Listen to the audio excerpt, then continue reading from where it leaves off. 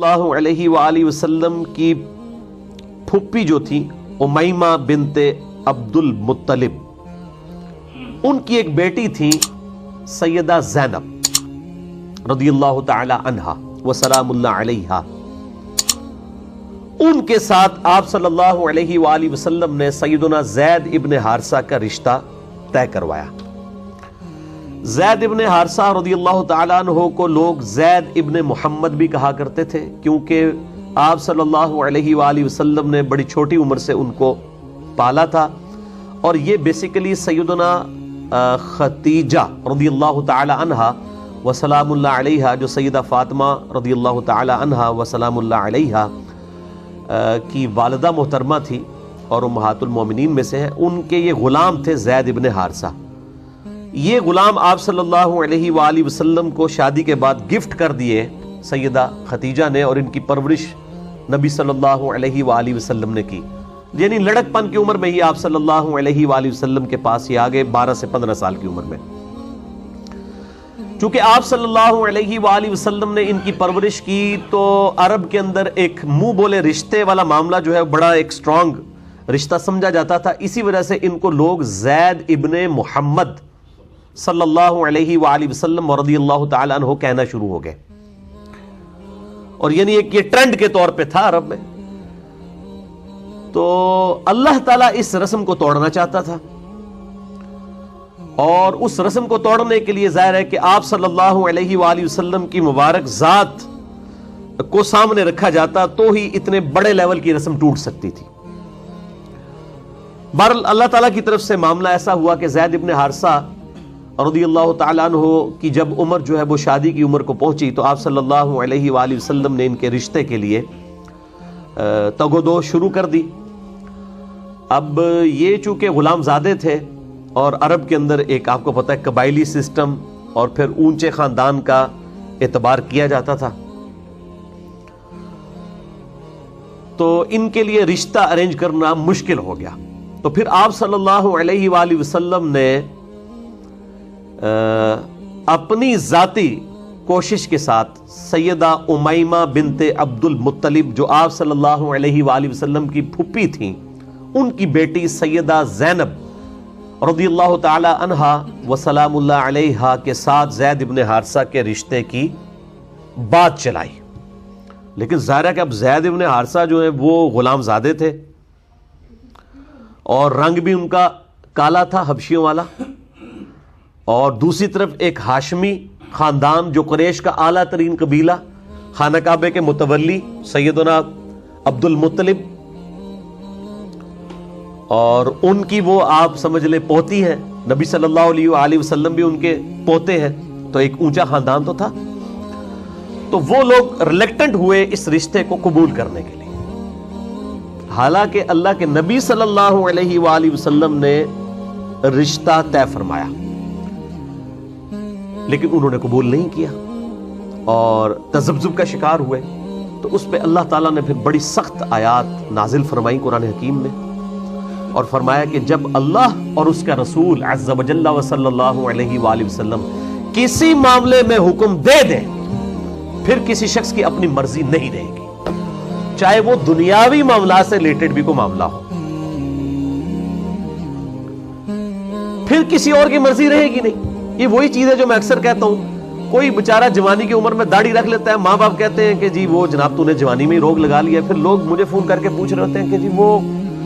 ماں باپ اجازت نہیں دے رہے۔ قرآن حکیم میں ماں باپ کی بڑی تابع فرمان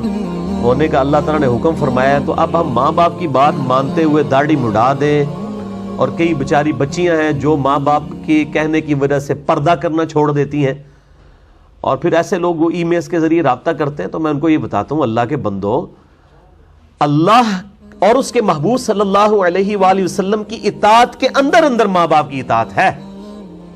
یہاں تو صحابہ کرام علیہم رضوان کو کہا جا رہا ہے کہ تمہاری اپنی کوئی مرضی نہیں رہے گی جب اللہ اور اس کے رسول صلی اللہ علیہ وآلہ وسلم کوئی حکم ارشاد فرما دیں۔ تو اب مجھے بتائیں، صحابہ کا مرتبہ زیادہ ہے یا ہمارے ماں باپ کا؟ جب صحابہ کی مرضی ختم ہو جائے گی اللہ اور اس کے محبوب صلی اللہ علیہ وآلہ وسلم کے حکم کے مقابلے میں، تو اور تو کسی کی کوئی مرضی کی اہمیت ہی نہیں۔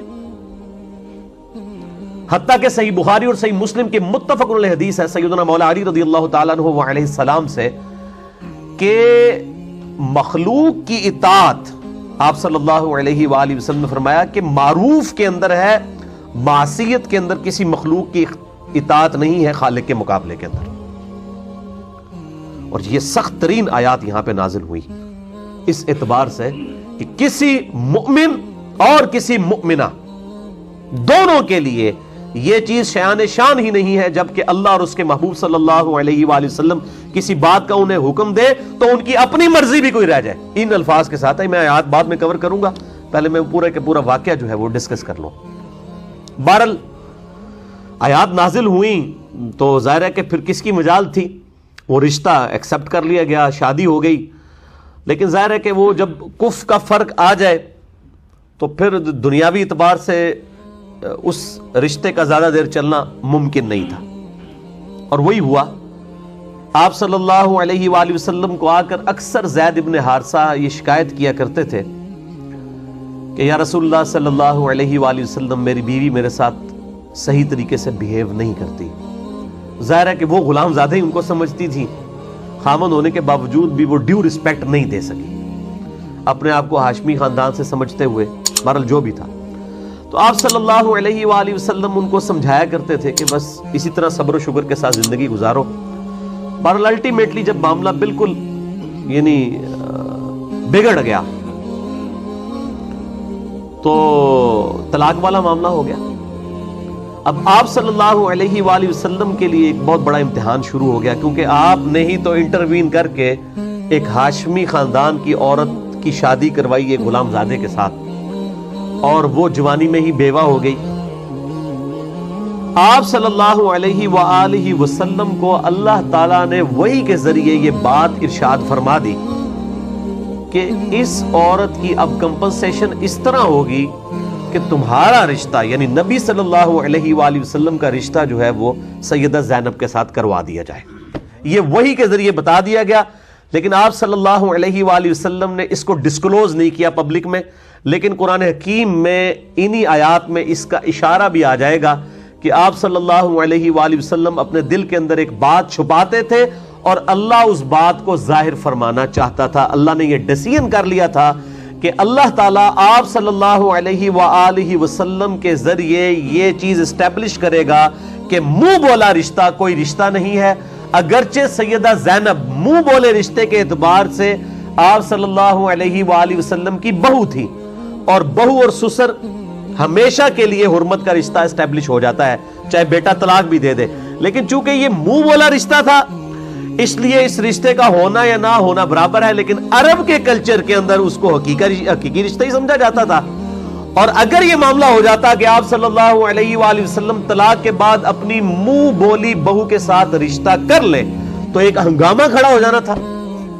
لیکن اب اس رسم کو توڑنے کے لیے بھی ضروری تھا کہ آپ صلی اللہ علیہ وآلہ وسلم کو فرنٹ پہ رکھ کے اللہ تعالیٰ کو ایسا معاملہ اسٹیبلش کرتا کہ تاکہ لوگوں کو یقین آ جاتا کہ منہ بولا رشتہ کوئی چیز نہیں ہے. اتنا بڑا واقعہ کیا گیا. اور یہ جو منکرین حدیث ہے نا، ان کے لیے واقعہ جو ہے نا وہ گلے کا پھندا بنا ہوا ہے، کیونکہ وہ اکثر ایسی احادیث جس میں اس قسم کے واقعات آتے ہیں تو وہ نبیوں کی حرمت کے خلاف اس کو سمجھتے ہیں. وہ کہتے ہیں دیکھیں جی نبی کی تو حرمت ہے، اللہ تعالیٰ کبھی بھی ایسا معاملہ نہیں کرے گا. وہ میں آج ڈیٹیل میں نہیں جاتا، میرے ایک یوٹیوب کے اوپر کلپ چڑھا ہوا ہے کیا صحیح بخاری 100% صحیح ہے جو لاکھوں لوگ دیکھ چکے ہیں، اس میں میں نے چند ایک واقعات کو ڈسکس کیا. لیکن یہ واقعہ ان کے گلے میں پھنسا ہوا ہے. اب وہ قرآن پاک میں آگے اس کا انکار تو نہیں کر سکتے، حالانکہ اس کے اوپر بھی سیم ڈاکٹرائن کھڑی کی جا سکتی ہے کہ نبی کی تو ذات بہت اعلیٰ ذات ہے. اللہ تعالیٰ نے اگر رسم ہی ختم کرنی تھی تو کوئی ایک آیت نازل فرما دیتا. آپ صلی اللہ علیہ وآلہ وسلم کی مبارک ذات کو فرنٹ پہ کیوں رکھا گیا؟ تاکہ قیامت تک لوگ باتیں کرتے رہے کہ آپ صلی اللہ علیہ وآلہ وسلم نے نعوذ باللہ اپنی منہ بولی بہو کے ساتھ شادی کر لی ہے. حالانکہ ہمارے عام معاشرے کے اندر بھی جس بچے کو آپ نے بچپن سے لے کے پالا ہو اس کی پھر آپ خود شادی کروائیں تو ظاہر ہے کہ وہ اس سسر کے لیے وہ بہو کا درجہ ہی رکھتی ہے. یہ بڑا ناممکنات میں سے ہے کہ اس کے ساتھ وہ شادی کر لے. وہ ظاہر ہے کہ اس طرح کی چیز کبھی ڈیولپ ہی نہیں ہوتی ہے، اس کو تو بچے کی نظر سے ہی دیکھا ہوتا ہے. لیکن اللہ تعالیٰ نے یہ معاملہ کیا اور اس میں کوئی نبی کی حرمت بھی کوئی سٹیک پہ نہیں لگی. کیونکہ رسم توڑنی تھی، اتنی بڑی رسم کو توڑنے کے لیے معاملہ کیا گیا، لہٰذا قرآن حکیم میں یہ واقعہ منکرین حدیث کے گلے کا پھندا بن چکا ہوا ہے۔ اگر یہ واقعہ بخاری اور مسلم میں ہوتا تو انہوں نے مذاق اڑانا تھا، دیکھو جی اللہ نے رسم ہی ختم کرنی تھی، اتنا بڑا واقعہ کرایا، آج تک جناب کافر پہ گلاں کر دینے، سارے اعتراضات کر دینے، تو اللہ تعالیٰ نے اگر رسم ہی توڑنی تھی تو کسی اس طریقے سے توڑ دی، تو یہ اعتراضات وہ کرتے اگر یہ بخاری اور مسلم میں واقعہ ہوتا، لیکن قرآن کے اندر آیا ہوا ہے۔ اس لیے میں نے جو نبی صلی اللہ علیہ وآلہ وسلم پہ جو جادو ہوا تھا، بخاری اور مسلم میں حدیث ہے، اس کے دفاع میں بھی میں نے اس واقعے کو دلیل کے طور پر کوٹ کیا تھا کہ آپ جو ڈاکٹرائن کھڑی کرتے ہیں تو اصل اصول اور مبادی پہ بات ہونی چاہیے۔ آپ اگر چھوٹے چھوٹے پک اینڈ چوز کریں تو یقین کریں آپ کبھی بھی بات ہی نہیں کر سکتے کسی کے ساتھ۔ پہلے اصول طے کرنے ہوں گے، کن اصولوں کے اوپر آپ نے بات کرنی ہے، پھر آگے معاملات چل سکتے ہیں۔ اس طریقے سے تو معاملات چل ہی نہیں سکتے۔ بہرحال طلاق دے دی سیدنا زید ابن حارثہ رضی اللہ تعالیٰ عنہ نے، اور یہ واحد صحابی ہیں زید ابن حارثہ جن کا نام قرآن میں آیا ہے۔ سیدنا ابو بکر، عمر، عثمان و علی رضی اللہ عنہم اجمعین وعلیہم السلام کا نام قرآن حکیم میں نہیں آیا، لیکن زید واحد صحابی ہیں، اکیلے ہی اکلوتے صحابی ایسے ہیں جن کا نام قرآن کے اندر آیا ہے۔ اس سے آپ اندازہ لگائیں کہ معاملہ بہت کریٹیکل ہے۔ تو انہوں نے طلاق دے دی، آپ صلی اللہ علیہ وآلہ وسلم کو اللہ تعالیٰ نے وحی کے ذریعے خبر دے دی کہ اب تو آپ کا رشتہ ہم زینب کے ساتھ کریں گے۔ تو آپ ظاہر ہے کہ کوئی بھی شریف النفس آدمی، پھر آپ صلی اللہ علیہ وآلہ وسلم کے بارے میں تو بخاری مسلم میں آتا ہے کہ آپ میں کنواری لڑکیوں سے زیادہ شرم و حیا تھی۔ جس شخص کے اندر کنواری لڑکیوں سے زیادہ شرم و حیا ہو اور اس کو یہ بات بتائی جائے کہ پورے عرب کے کلچر کے ساتھ آپ کو اب جو ہے وہ سامنا کرنا پڑے گا اپنے منہ بولے بیٹے کی طلاق یافتہ بہو کے ساتھ آپ کی شادی ہم کروائیں گے، تو آپ صلی اللہ علیہ وآلہ وسلم اس حوالے سے جو ہے وہ پریشان تھے۔ لیکن اللہ تعالیٰ فرماتا ہے ہم نے یہ رسم توڑنے کے لیے یہ چیز ظاہر کرنی تھی، اور باقاعدہ اس کی حکمت قرآن حکیم میں انہی آیات میں بیان ہوئی ہے کہ ہم نے یہ کیوں کیا ہے۔ اور اللہ تعالیٰ فرماتا ہے کہ اس سے پہلے بھی ہماری یہ سنت رہی ہے کہ ہم نے نبیوں کے ذریعے بڑی بڑی رسومات کو توڑا ہے، لہٰذا اگر آپ صلی اللہ علیہ وآلہ وسلم کی عزت اور ناموس اس حوالے سے کافروں کے لیے اعتراض کا سبب بن جائے تو آپ نے ٹینشن نہیں لینی، یہ اللہ تعالیٰ کی سنت ہے، اس کی مرضی جو مرضی وہ کرے۔ ظاہر ہے کہ جب اللہ تعالیٰ کی طرف سے تسلی ہوگی تو پھر نبی صلی اللہ علیہ وآلہ وسلم نے بھی اس معاملے میں استقامت کی، اور سیدہ زینب جو ہے وہ آپ کے نکاح میں آ گئیں، اور دنیاوی طور پہ آپ کا کوئی نکاح اس روئے ارض پہ نہیں ہوا۔ اور یہی وجہ ہے، صحیح بخاری میں حدیث ہے، سیدہ زینب رضی اللہ تعالی عنہا وسلام اللہ علیہا باقی امہات المومنین پر یہ فخر فرمایا کرتی تھی کہ تم ساری بیویوں کا نکاح دنیا میں ہوا ہے، اور میرا نکاح اللہ تعالیٰ نے ساتوں آسمانوں کے اوپر کیا ہے اپنے محبوب صلی اللہ علیہ وآلہ وسلم کے ساتھ۔ یہ صحیح بخاری میں حدیث موجود ہے۔ فوق سبع السماوات، فوق سبع السماوات، ساتوں آسمانوں کے اوپر میرا نکاح ہوا ہے۔ تو یہ سیدہ زینب کی فضیلت ہے جزوی باقی تمام امہات کے اوپر کہ ان کا نکاح اللہ تعالیٰ نے قرآن پاک میں فرمایا ہم نے نکاح کر دیا، دیٹس آل۔ یعنی دنیاوی طور پہ کوئی اس طرح کی سرمنی ارینج نہیں کی گئی۔ بہت بڑی فضیلت ہے سیدہ زینب کی رضی اللہ تعالی عنہا وسلام اللہ علیہا۔ یہ پھر امہات المومنین میں سے ایک ہماری ماں ہے۔ لیکن چونکہ اب یہ واقعہ قرآن حکیم میں آیا، اور آپ کو پتہ ہے کہ اسلام اس وقت دنیا میں آپ صلی اللہ علیہ وآلہ وسلم کے ذریعے اسلام کو عروج ملا۔ اسلام تو ظاہر حضرت سیدنا آدم علیہ السلام سے ہی چلتا آ رہا ہے، لیکن اس کا جو عروج ہے، ایپیکس جو ہے، وہ آپ صلی اللہ علیہ وآلہ وسلم کی ذات کے ذریعے۔ آپ صلی اللہ علیہ وآلہ وسلم کے دنیا میں مبعوث ہونے سے پہلے ہزاروں سال کی انسانی تاریخ کے اندر آپ دیکھتے ہیں کہ کفار بادشاہ جو ہیں وہ اپنی عبادت کروایا کرتے تھے، اور ایک جسے کہتے ہیں نا کہ ایک مذہبی جبر کی کیفیت تھی۔ اسلام قبول کرنے کی وجہ سے مخالفین کو ایک جبر سے گزرنا پڑتا تھا، اور مذہب چھوڑنے والے، کفار کے مذہب کو اختیار کرنے والے اپنے بادشاہوں کو سجدہ کرتے تھے۔ لیکن آج امریکن پریزیڈنٹ ٹرمپ کو کوئی سجدہ نہیں کرتا، چاہے وہ مسلمان ہیں یا نہیں ہے، کوئی سجدہ ان کو نہیں کرتا۔ یہ مذہبی جبر سب سے پہلے انسانی تاریخ میں اسلام نے آ کے توڑا، جو رومن اور پرشین امپائر کو اللہ تعالیٰ نے مسلمانوں کے ذریعے توڑوایا۔ 3 براعظموں میں پھیلی ہوئی رومن امپائر اکھاڑ کے رکھ دی اللہ تعالیٰ نے. اور میری اس کے اوپر یوٹیوب کے اوپر کافی یعنی ویڈیوز ہیں. کبھی حال ہی میں ہم نے ربیع الاول کے اندر ہی ایک میری پرانی ویڈیو کا کلپ تھا مسئلہ نمبر 143 کا، نبی صلی اللہ علیہ وآلہ وسلم کا انقلاب 17 سال کے اندر. کمیونزم، سوشلزم، اس سے پہلے بھی آپ دیکھ لیں، رومن امپائر ہو، پرشین امپائر، بڑے بڑے جو سلطنتیں اور انقلابات تھے وقت کے ساتھ ختم ہوتے چلے گئے، لیکن آپ صلی اللہ علیہ وآلہ وسلم کا انقلاب بڑے مختصر عرصے میں آیا، اور اس بڑے لیول پہ کہ آج 1400 سال گزر چکے ہیں آپ صلی اللہ علیہ وآلہ وسلم کو دنیا سے گئے، لیکن آج بھی دنیا کے ہر خطے کے اندر اذان دی جاتی ہے، نماز پڑھی جاتی ہے، گلی گلی انقلاب نظر آتا ہے نبی صلی اللہ علیہ وآلہ وسلم کی وہ لائی ہوئی تبدیلی کا. تو رومن اور پرشین امپائر کو الٹ دینا، دونوں سپر پاورز کو صرف 17 سال کے اندر، یکم ہجری سے لے کر 17 ہجری تک، اتنے بڑے لیول کا انقلاب انسانیت کی تاریخ میں نہ پہلے آیا نہ کبھی بعد میں آئے گا. تو ظاہر ہے جس انقلاب نے اس لیول سے دنیا بدل دی کہ اس کے بعد اب کافر اگر حکومت میں بھی آئے تو انہوں نے اپنی عبادت نہیں کروائی جس طرح فرعون کروایا کرتے تھے اور رومن امپائر کے بادشاہ کروایا کرتے تھے. مذہبی جبر ہمیشہ کے لیے اکھاڑ کے پھینک دیا نبی صلی اللہ علیہ وآلہ وسلم اور آپ صلی اللہ علیہ وآلہ وسلم کے جانثار صحابہ کرام علیہم رضوان و علیہم السلام کے ذریعے اللہ تعالیٰ نے. اور میں پھر بات کروں گا کہ عمر سیریز جو قطر والوں نے فلم بنائی ہے 30 اقساط کے اوپر، اس میں انہوں نے یہ انقلاب دکھایا ہے، کمال کر دیا.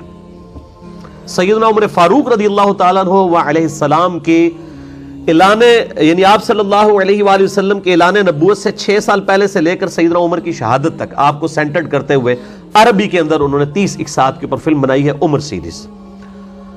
اس میں یہ سارے کا سارا انقلاب دکھایا. آپ صلی اللہ علیہ وآلہ وسلم کو تو نہیں دکھایا گیا، لیکن باقی اصحاب کو سینٹرڈ کر کے بہترین انداز میں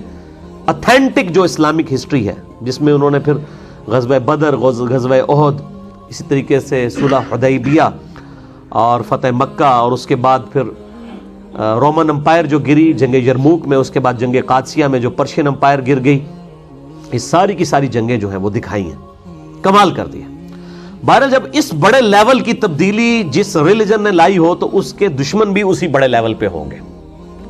انہی دشمنوں نے پھر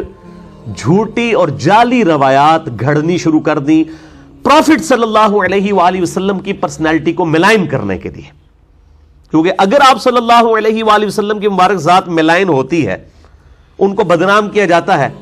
تو ظاہر اسلام کی تو پوری کی پوری عمارت ہی آپ صلی اللہ علیہ وآلہ وسلم کی مبارک ذات پہ کھڑی ہے. اس قرآن کی بھی تو اتھینٹسٹی آپ کی زبان مبارک ہی ہے، پورے کا پورا ریلیجن آپ کی ذات کے اوپر ہے صلی اللہ علیہ وآلہ وسلم. تو انہوں نے پھر اس قسم کے واقعات گھڑنے شروع کیے اور ان کو کتابوں میں داخل کرنے کی کوشش کی، پبلک کے اندر مشہور کر دیا، کہ جس کی وجہ سے آپ صلی اللہ علیہ وآلہ وسلم کی شخصیت ملائن ہو جائے، آپ کا کریکٹر ملائن ہو جائے. وہ شخصیت جس نے آ کر حیا کے حوالے سے جو ہے وہ ریلیجن میں ایسی ایپیکس کے اوپر تعلیمات دیں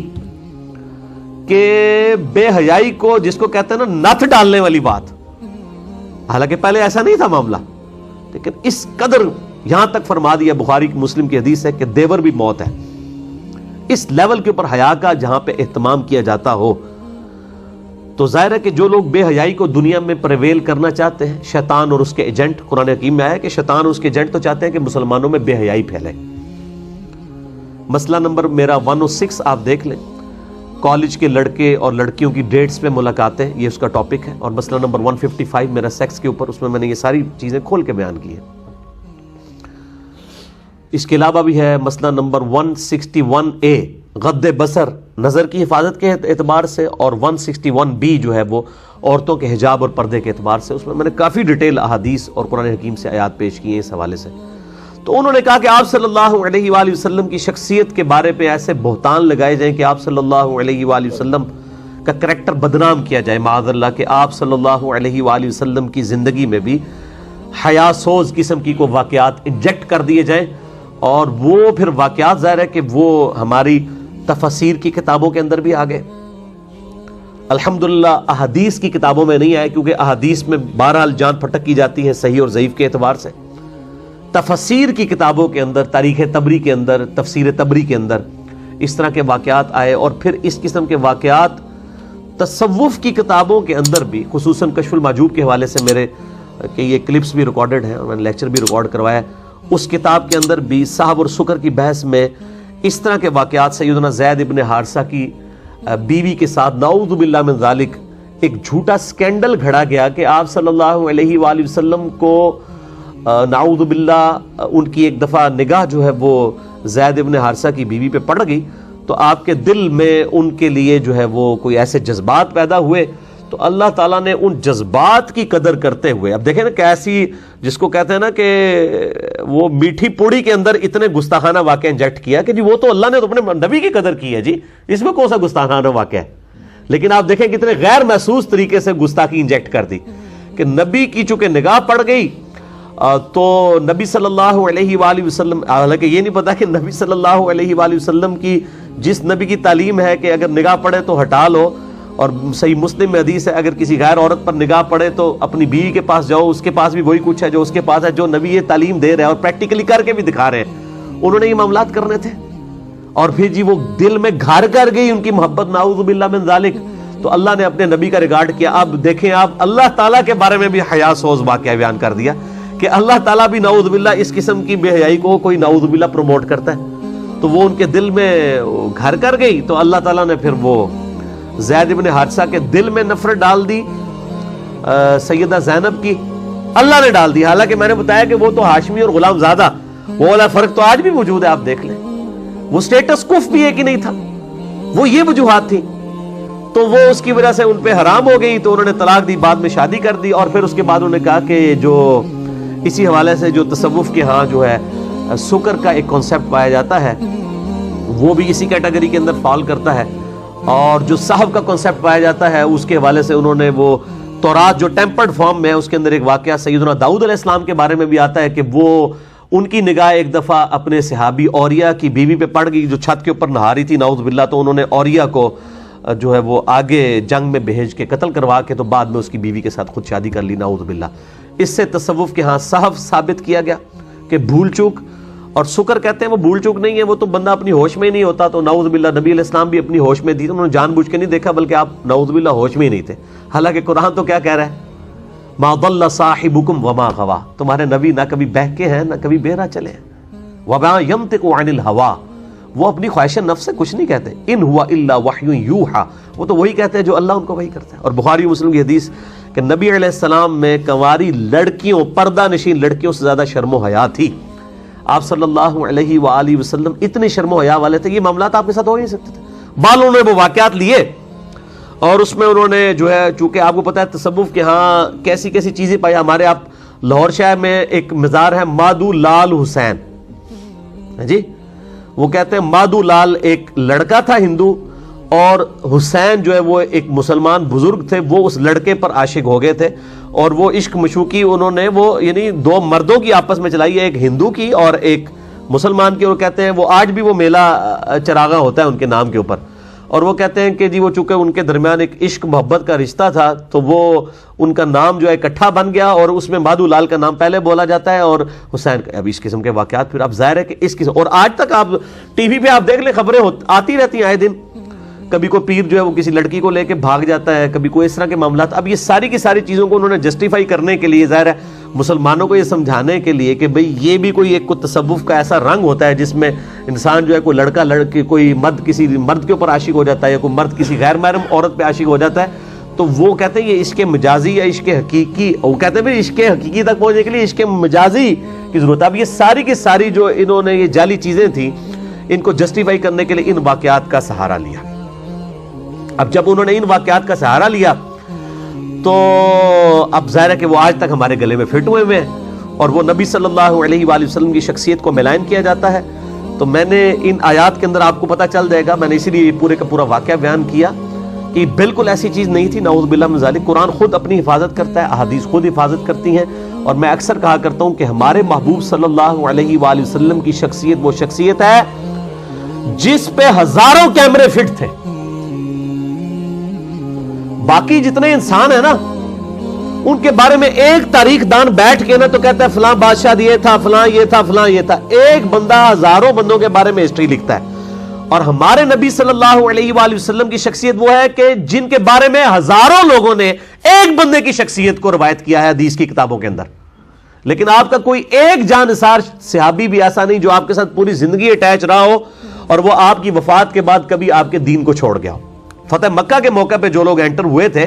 وہ کئی ایک جو ہے مرتد بھی ہو گئے۔ میرا انشاءاللہ تعالیٰ ایک دو دن تک کلپ بھی مسئلہ نمبر 96 سے وہ تیار کروایا میں نے، وہ اپلوڈڈ ہو جائے گا کہ صحابی کی تعریف کیا ہے۔ ٹھیک ہے، ہم سارے لوگوں کو صحابہ نہیں مانتے ہیں جنہوں نے حضور صلی اللہ علیہ وسلم کو ایمان کی حالت میں دیکھ لیا، بلکہ وہ صحابی ہوگا جو آپ صلی اللہ علیہ وآلہ وسلم کی اس نے کچھ صحبت اختیار کی، اس کے بعد مرنے کے بعد مرتد نہیں ہوا، ورنہ کئی صحابہ تو حضرت ابوبکر کے خلاف منکرین زکات بن گئے، مسلمہ کذاب کے ساتھ جا کے مل گئے۔ بخاری مسلم میں حدیث ہے کہ ایسے لوگ جب میرے حوض کوثر پہ لائے جائیں گے میں کہوں گا یا ربی اصحابی اصحابی، اے میرے رب یہ میرے صحابہ ہیں، تو اللہ تعالیٰ کہا آپ کو نہیں پتا آپ کے بعد انہوں نے دین کو چھوڑ دیا تھا، دین سے الٹے قدم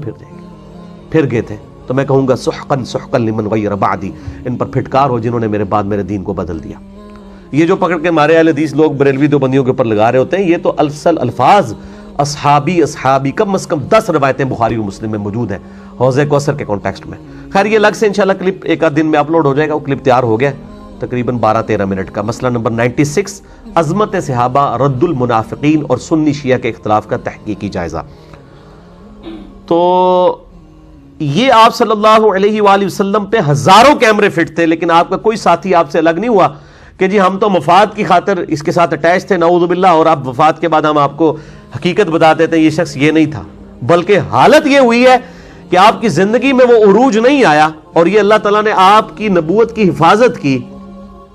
هو الذی ارسل رسولہ بالہدی ودین الحق لیظہرہ علی الدین کلہ، وہی اللہ ہے جس نے اپنے محبوب صلی اللہ علیہ وآلہ وسلم کو الہدی یعنی قرآن اور دین حق کے ساتھ مبعوث کیا تاکہ اس کو تمام ادیان پر غالب کر دے، ولو کرہ الکافرون، چاہے کافر اس کا، ولو کرہ المشرکون، چاہے مشرک اور کافر اس کا برا مان جائے۔ تو آپ صلی اللہ علیہ وآلہ وسلم کی مبارک زندگی میں اگر یہ دین کا غلبہ ہوتا، لوگ کہتے ہیں ہاں جی بڑے بڑے لیڈرز آئے تھے، غلبہ تو ہو ہی جانا تھا، لیکن آپ کے بعد ہوا ہے، اور اس حالت میں ہوا ہے جب ہزاروں لوگ جو فتح مکہ پر آپ پہ ایمان لے آئے تھے، آپ کی وفات کے بعد وہ دین کو چھوڑ گئے، اس کے باوجود اللہ تعالیٰ نے صحابہ کرام علیہم رضوان، خلفائے راشدین علیہم رضوان و علیہم السلام کو اس قدر استقامت دی کہ وہ پیشن کے ساتھ چلے اور پہلے عرب کے اندر غلبہ حاصل کیا، اس کے بعد رومن اور پرشین امپائر کو جنگ قادسیہ، جنگ یرموک کے اندر اکھاڑ کے رکھ دیا۔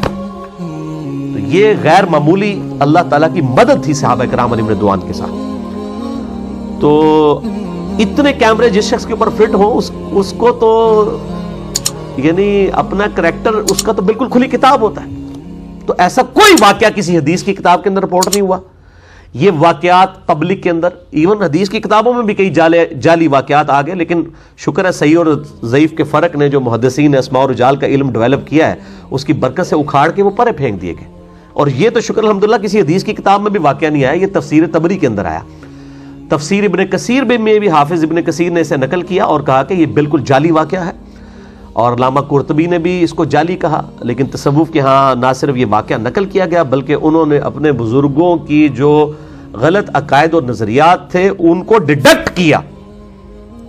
اس واقعے کے ساتھ، جو ہے ہی بالکل جعلی تھا۔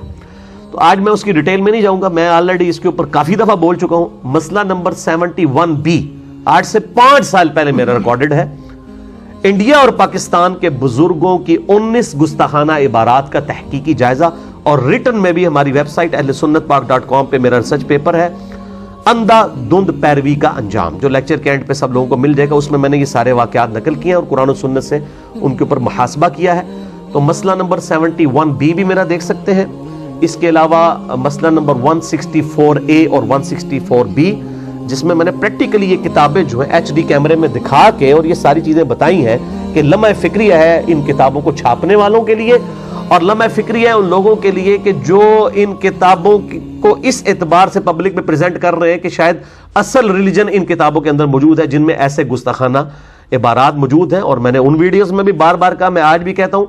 کہ ان کتابوں کے مصنفین کے ساتھ ہمارا کوئی لینا دینا نہیں ہے، کیونکہ ہمیں نہیں پتا انہوں نے لکھا یا نہیں لکھا، ہمارا جھگڑا ان لوگوں کے ساتھ ہے جو آج تک وہ کتابیں چھاپ رہے ہیں۔ بہرحال آج میں اس ڈیٹیل میں نہیں جاؤں گا، یہ اتنی گفتگو کافی تھی۔ اب ان آیات کو کور کر لیتے ہیں۔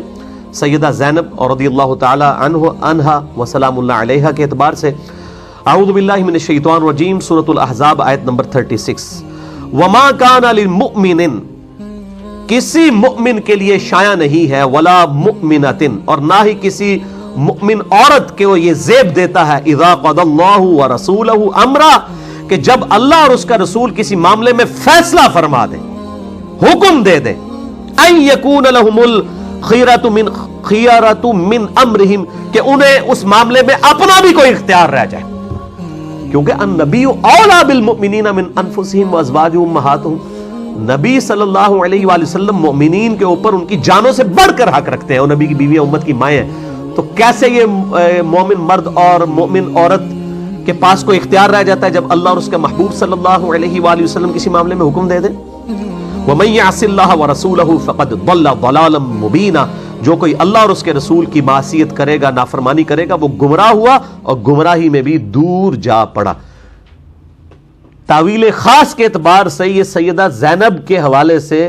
ان کے خاندان کے لوگوں کو تنبیہ کی جا رہی ہے، ہم تو کسی کھاتے میں نہیں ہے کہ جو اللہ اور اس کے رسول کی نافرمانی کرے وہ گمراہ ہو گیا، ہم لوگ کس کھاتے کے اندر؟ وَإِذْ تَقُولُ لِلَّذِي أَنْعَمَ اللَّهُ عَلَيْهِ، اور یاد کرو وہ وقت جب تم اس شخص کو فرماتے تھے اے نبی صلی اللہ علیہ وآلہ وسلم کہ جس پر اللہ نے انعام کیا، وَأَنْعَمْتَ عَلَيْهِ، اور جس پہ آپ نے بھی انعام کیا تھا، یعنی آپ نے بچپن سے لے کے اس کو پالا۔ اب وہ یہ آیات دیکھیں ایک کانٹیکسٹ کے ساتھ ہے،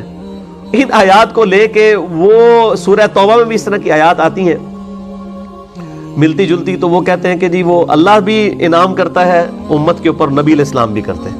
تو اب آپ دیکھیں وہ اسپیسیفکلی وہ انعام کیا ہے، اس حساب سے تو ماں باپ بھی انعام کرتے ہیں اولاد کے اوپر، ٹھیک ہے، کتنے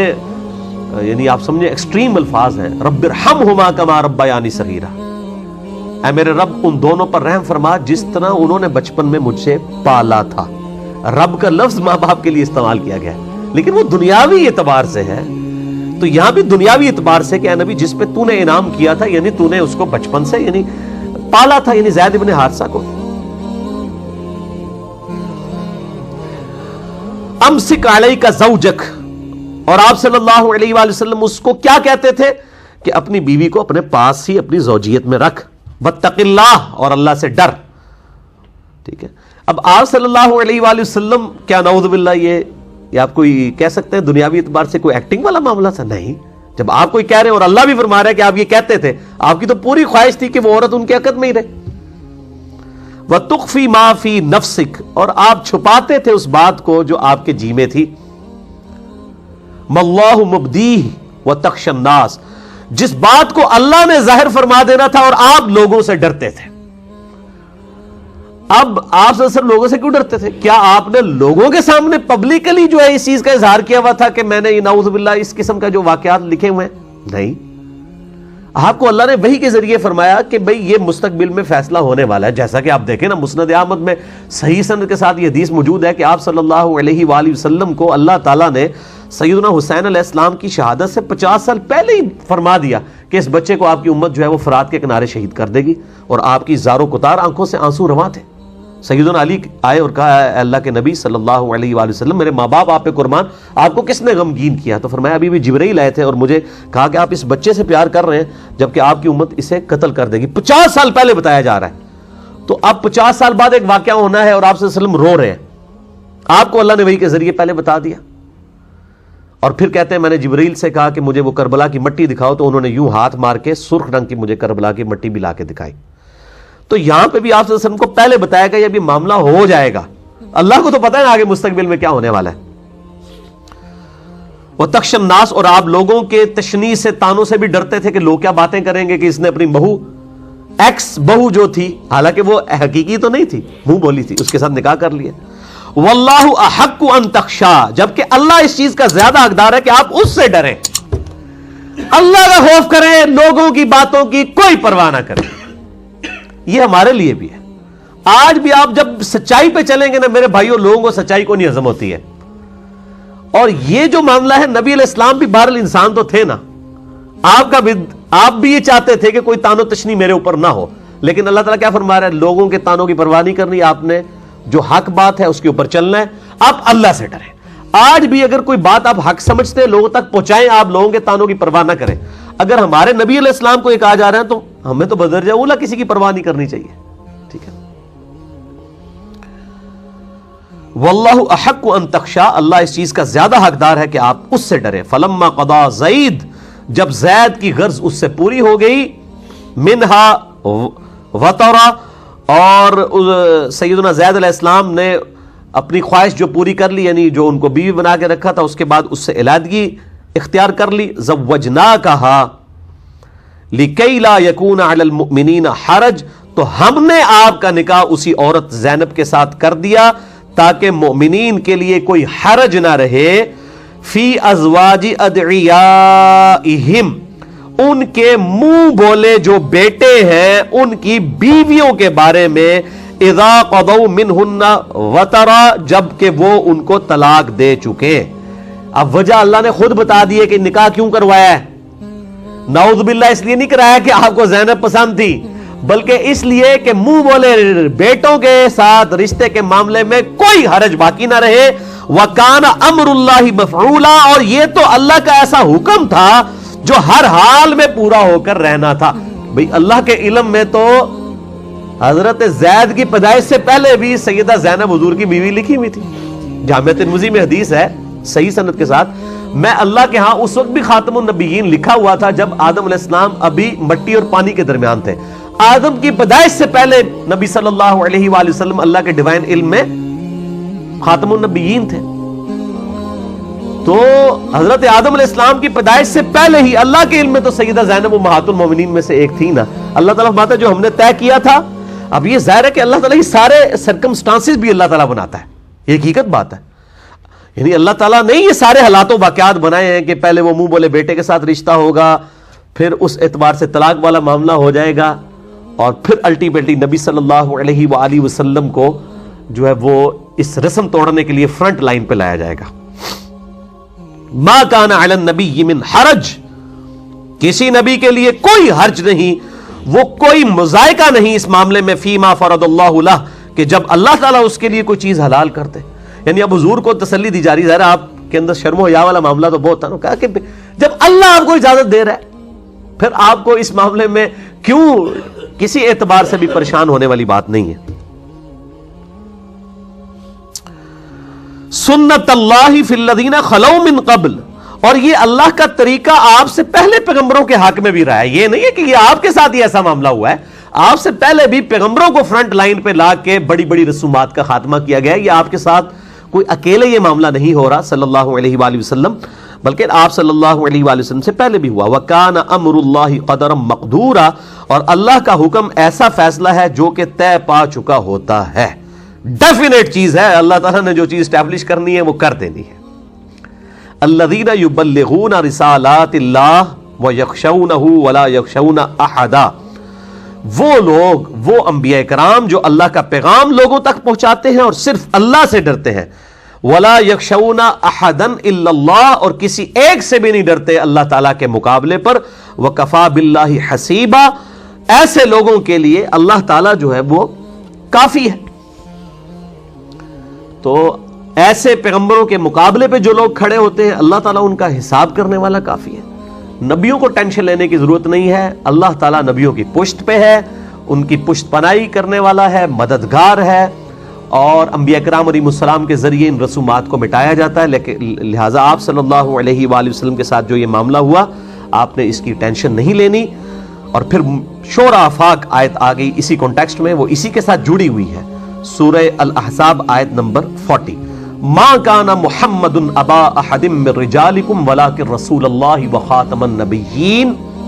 وکان اللہ بکل شیء علیما. محمد صلی اللہ علیہ وآلہ وسلم تم مردوں میں سے کسی کے باپ نہیں ہیں. تم یہ سمجھتے ہو زید ابن حارثہ کے وہ باپ ہیں؟ نہیں, وہ تو کسی بھی مرد کے باپ نہیں ہیں. ان کی تو اپنی صلبی بیٹے بھی مرد تک نہیں پہنچے. 4 بیٹے تھے نا آپ صلی اللہ علیہ وآلہ وسلم کے, چاروں بچپن میں فوت ہو گئے. 4 بیٹیاں اور 4 ہی بیٹے. 4 بیٹے سیدہ خدیجہ سے 3 بیٹے ہوئے, سیدنا قاسم, طاہر اور طیب رضی اللہ عنہم اجمعین وعلیہم السلام, اور سیدہ ماریہ قبطیہ سے سیدنا ابراہیم علیہ السلام پیدا ہوئے. یہ 4 بیٹے تھے لیکن کوئی بھی جوانی کی عمر کو نہیں, بچپن میں ہی فوت ہو گئے. اور ظاہر اس میں حکمت تھی کہ اگلے نبیوں کے بچے جب جوان ہوتے تھے وہ ان کے نائب بنا کرتے تھے. حضرت ابراہیم علیہ السلام کا بیٹا بھی پیغمبر، پوتا بھی، پڑپوتا بھی.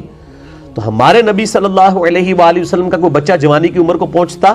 تو آپ صلی اللہ علیہ وآلہ وسلم کی یہ شان کا تقاضا تھا کہ اسے بھی پیغمبر بنایا جاتا. لیکن دوسری طرف ختم نبوت کا تقاضا یہ تھا کہ وہ پیغمبر نہ ہوتا. تو اللہ تعالیٰ نے درمیانی حل کیا نکالا؟ کوئی بچہ جوان ہی نہیں ہوگا آپ کی زندگی میں. یہ حکمت میں آپ کو بتا رہا ہوں. ختم نبوت کا یہ تقاضا تھا کہ آپ کا کوئی بچہ مرد جو ہے وہ نہ بنتا، بلکہ بچپن ہی میں، لڑکپن میں ہی وہ فوت ہو جاتا. بڑی چھوٹی عمر میں یہ سارے بچے فوت ہو گئے. تو اس وجہ سے آپ صلی اللہ علیہ وآلہ وسلم کسی مرد کے باپ نہیں ہیں. زید ابن حارثہ کیا، وہ تو اپنے بھی جو بچے ہیں وہ بھی مرد تک نہیں پہنچے، ان کے بھی باپ اس اعتبار سے کسی مرد کے باپ نہیں ہیں. ولیکن رسول اللہ، بلکہ وہ تو اللہ کے رسول و خاتم النبیین، اور نبوت کی مہر ہے. اور مہر ہمیشہ ڈاکومنٹ کے اینڈ پہ لگائی جاتی ہے. سیل آف دا پروفٹ ہے کہ اب اس ڈاکومنٹ میں کوئی چیز ایڈ نہیں ہو سکتی. قرآن میں تو خاتم کا لفظ آیا اور صحیح مسلم میں خاتم کا لفظ آیا، یعنی ختم نبوت بھی آپ پر ہو گئی. وَكَانَ اللَّهُ بِكُلِّ شَيْءٍ عَلِيمًا، اور اللہ تعالیٰ نے ہر چیز کو اپنے علم سے گھیرا ہوا ہے. اب یہ آیت ایسی ہے کہ جس کے اوپر گھنٹوں بولا جا سکتا ہے، لیکن میں الحمدللہ اس کے اوپر آلریڈی جو قادیانیوں نے ایک فتنہ کھڑا کیا ہے خاتم اور خاتم کے لفظ کے اعتبار سے، مسئلہ نمبر 40 میرا ریکارڈڈ ہے، اس کو 40 نمبر مسئلہ اسی آیت نمبر 40 کی نسبت سے ہی قرار دیا گیا تھا. اہل سنت پاک.com پہ آپ مسئلہ نمبر 40 لکھیں، 40 مسئلہ MAS والا کوما ALAH، تو وہ مسئلہ نمبر 40 کھل جائے گا، جس میں خاتم اور خاتم کے اعتبار سے اور قرآن حکیم کی آیات اور بخاری اور مسلم کی کئی احادیث سے میں نے ختم نبوت کے مسئلے کو الحمدللہ ایڈریس کیا ہے. آج میں اس ڈیٹیل میں نہیں جاؤں گا، ورنہ یہ 40-50 منٹ اسی آیت کے اوپر لگ جائیں گے. جو چیزیں پہلے آلریڈی ریکارڈڈ ہیں، ظاہر ہے انہی سے ہی ہم بینیفٹ اٹھائیں تاکہ ہماری یہ ترجمہ کلاس جو ہے جلدی جلدی کور ہو. تو وہ ضرور دیکھ لیں. بہرحال اس آیت سے یہ بات پتہ چل گئی کہ آپ صلی اللہ علیہ وآلہ وسلم کسی مرد کے باپ نہیں ہیں، نہ زید ابن حارثہ کے باپ ہیں